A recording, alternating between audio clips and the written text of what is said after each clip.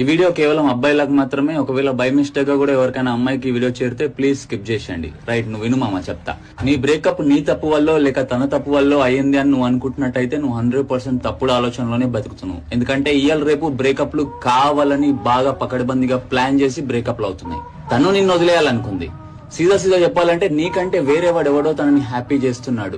అందుకనే నీ లోపల తప్పులు వెతుకుతారు. ఒకవేళ నీ లోపల తప్పు దొరికిందా ఆ రీజన్ చెప్పి నీకు బ్రేకప్ చెప్తారు. ఒకవేళ నీ దగ్గర నుంచి ఏ తప్పు లేదు, నువ్వు 100% ఒక రిలేషన్షిప్ కి కట్టుబడి ఉండి ఎక్దమ్ పర్ఫెక్ట్ ఉన్నావు అనుకో, అప్పుడు తప్పులు వెతకరు. వాళ్లే కావాలని తప్పులు చేస్తారు. తప్పు మీద తప్పు చేస్తారు. తప్పు మీద తప్పు చేసి నీ అంతటి నువ్వే తను వదిలేసేలాగా చేస్తారు.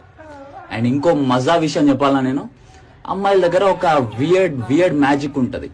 అది తను ఎంత పెద్ద తప్పు చేసినా సరే ఆ తప్పు ఏందో కూడా నువ్వు మర్చిపోయేటట్టు కన్విన్స్ చేయగలరు. తను నేను కన్విన్స్ చేయలేదంటే తనకి నిన్ను వదిలేయాలని ఉండే మామ.